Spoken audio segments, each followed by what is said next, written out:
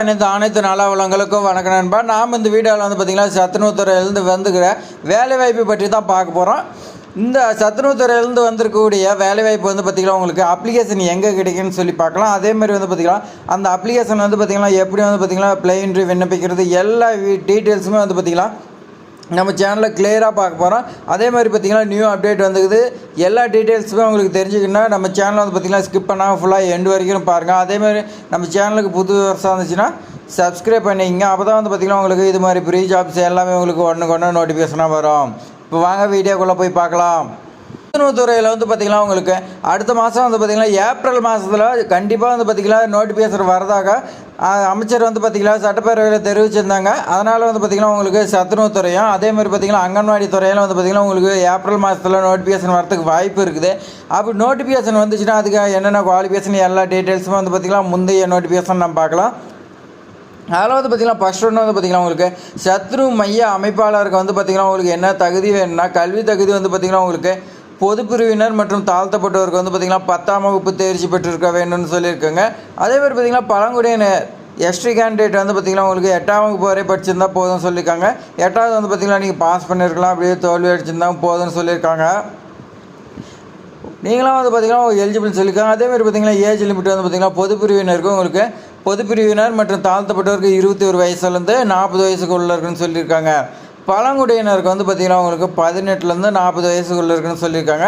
அதேமாதிரி பார்த்திங்கன்னா விதவை கணவரால் கைவிடப்பட்ட இவங்களும் வந்து பார்த்திங்கன்னா 25 வயசுலேருந்து 40 வயசுக்குள்ளே இருக்குன்னு சொல்லியிருக்காங்க. மாற்றுத்திறனாளிக்கு மட்டும் 43 வயசுக்கு மிகாமல் இருக்குன்னு சொல்லியிருக்காங்க.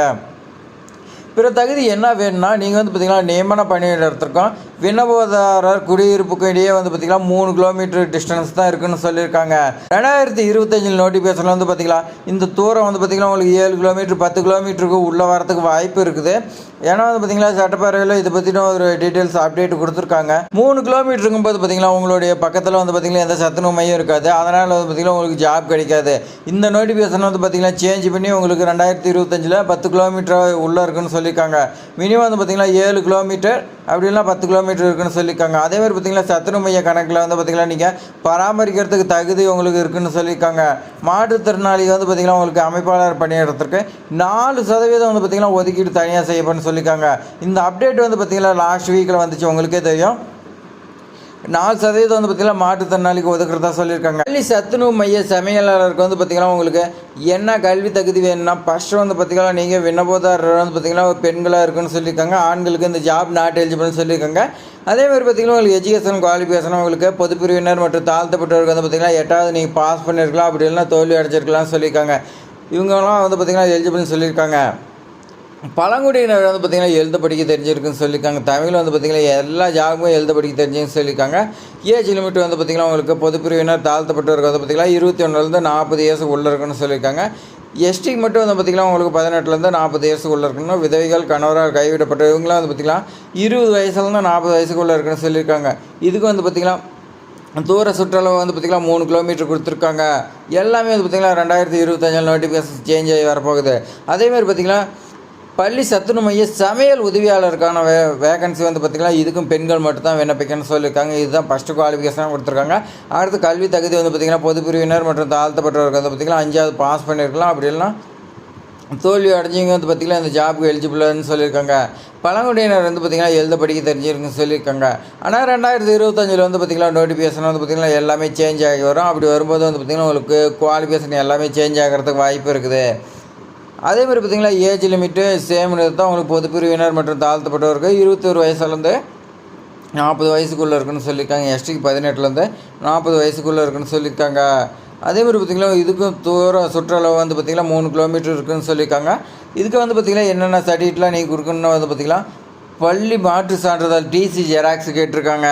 கல்வி தகுதிக்கான சான்றிதழ் நகல் கேட்டிருக்காங்க. மதிப்பெண் சான்றிதழ் நகல் கேட்டிருக்காங்க. இருப்பிட சான்றிதழ் நகல் கேட்டிருக்காங்க. இருப்பிட சான்றிதழ் வந்து பார்த்திங்கன்னா எப்படி அப்ளை பண்ணலான்னு சொல்லி எப்படி அப்ளை பண்ணி வாங்கலாம்னு சொல்லி அடுத்த வீடியோவில் பார்க்க போகிறோம். சப்ஸ்கிரைப் பண்ணலாம், சப்ஸ்கிரைப் பண்ணி வைங்க. சாதி சான்றிதழ் நகல் கேட்டிருக்காங்க. வருமான சான்றிதழ் நகல் கேட்டிருக்காங்க. இருப்பிட சான்றிதழும் வருமான சான்றிதழும் நம்ம எப்படி வாங்கணும்னு சொல்லி அடுத்த வீடியோவில் பார்க்க போகிறோம். விதவை மற்றும் கணவரால் கைவிடப்பட்டிருக்கான சான்றிதழ் வந்து பார்த்திங்கன்னா இருந்துச்சுன்னா உரிய அலுவலகரிடமிருந்து வந்து பார்த்திங்கன்னா பெறப்பட்ட சான்றிதழ் நகல் கேட்டிருக்காங்க. மாற்றுத்திறனாளினா அதுக்கான சர்டிஃபிகேட்டும் கேட்டிருக்காங்க. இதெல்லாம் உங்கள்கிட்ட இருந்துச்சுன்னா வந்து பார்த்திங்கன்னா நோட்டிஃபிகேஷன் வந்த உடனே தாராளமாக அப்ளை பண்ணலாம். நீங்கள் வந்து பார்த்திங்கன்னா வருமான சான்றிதழும் இருப்பிட சான்றிதழ் ரெண்டுமே எடுத்து வச்சுக்கோங்க. 2025 நோட்டிஃபிகேஷனில் வந்து பார்த்திங்கன்னா ரெண்டுமே கேட்குறதுக்கு வாய்ப்பு இருக்குது. அதேமாதிரி இப்போ இது மாதிரி பயனுள்ள தகவல் வந்து பார்த்திங்கன்னா நம்ம சேனலில் தொடர்ந்து பார்ப்பதற்கு சப்ஸ்கிரைப் பண்ணலாம், சப்ஸ்கிரைப் பண்ணி வைங்க. இந்த வீடியோ பிடிச்சிருந்தா உங்கள் ஃப்ரெண்ட்ஸுக்கு எல்லாத்துக்குமே ஷேர் பண்ணி விடுங்க. தேங்க்ஸ் ஃபார் வாட்சிங்.